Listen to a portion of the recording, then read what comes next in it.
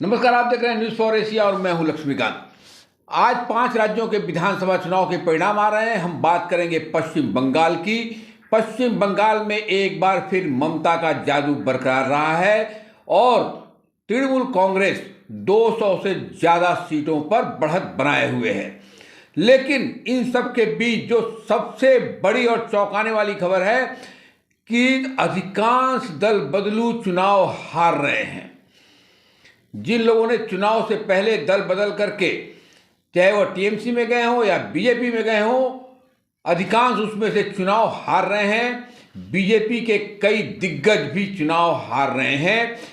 Party ने जिन सांसदों पर दांव लगाया था वह भी चुनाव हार रहे हैं।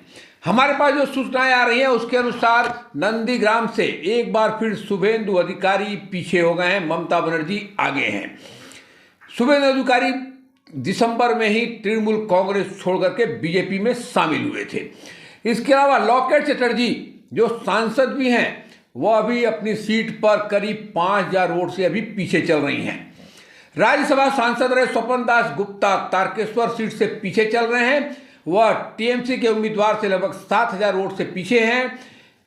इसके अलावा सांसद बाबुल सुप्रियो जो एक बड़ा नाम रहा है वह भी टॉलीगंज से चुनाव हार रहे हैं।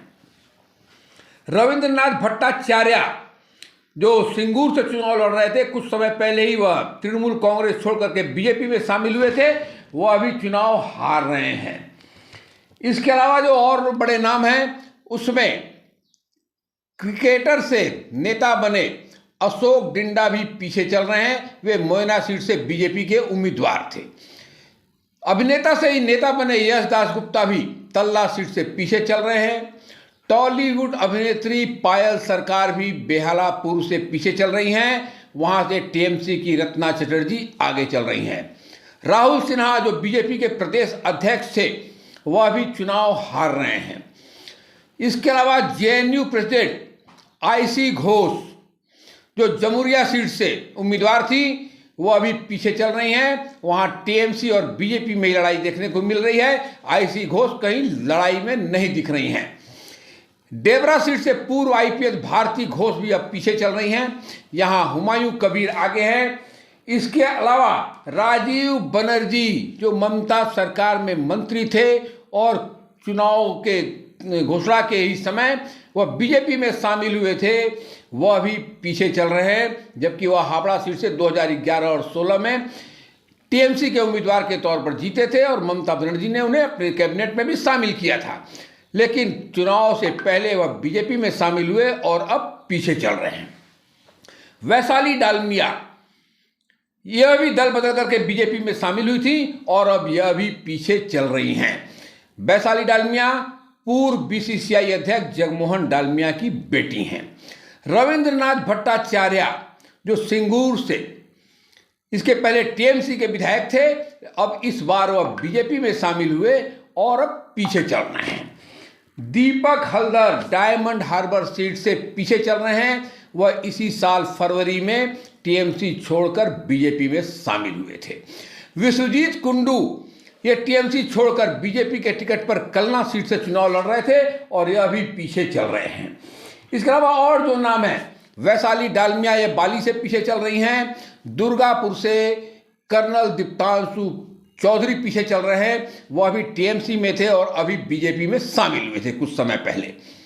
मुकुल राय जो बीजेपी का बड़ा चेहरा हैं, उनके बेटे शुभांशु राय भी बीजपुर सीट से पीछे चल रहे हैं। नोआपाड़ा से बीजेपी के उम्मीदवार सुनील सिंह पीछे चल रहे हैं। 2 साल पहले ही वो टीएमसी छोड़ करके भारतीय जनता पार्टी में शामिल हुए थे अर्जुन सिंह के साथ। खड़दा सीट से बीजेपी प्रत्याशी शीलभद्र दत्त पीछे चल रहे हैं। वो अभी पिछले ही साल टीएमसी से इस्तीफा दिए थे। सरमय बंदोपाध्याय यह पानीहाटी सीट से पीछे चल रही हैं। वह अभी कांग्रेस से बीजेपी में शामिल हुई थी। विधाननगर सीट से सब्यसाची दत्ता पीछे चल रहे हैं। इससे पहले वे टीएमसी से विधायक थे। जादवपुर सीट से रिंकू नस्कर पीछे चल रहे हैं। वह सीपीएम छोड़कर बीजेपी में शामिल हुए थे। रतीन्द्रनाथ चक्रवर्ती जो शिवपुर सीट से पीछे चल रहे हैं, यहाँ टीएमसी उम्मीदवार मनोज तिवारी आगे चल रहे हैं। तो ये वो दल बदलू थे जो चुनाव से पहले जिन्होंने दल बदला और अब जनता ने उन्हें नकार दिया है। दल तो बदला लेकिन जनता का दिल नहीं बदला, जनता उन्हें स्वीकार नहीं की। तो आप देख रहे हैं न्यूज़ फॉर एशिया, और यदि आप यह खबर हमारे फेसबुक पेज पर देख रहे हैं तो पेज को सब्सक्राइब कर लें, लाइक कर लें, और यदि हमारे यूट्यूब चैनल पर देख रहे हैं तो चैनल को सब्सक्राइब कर लें। धन्यवाद।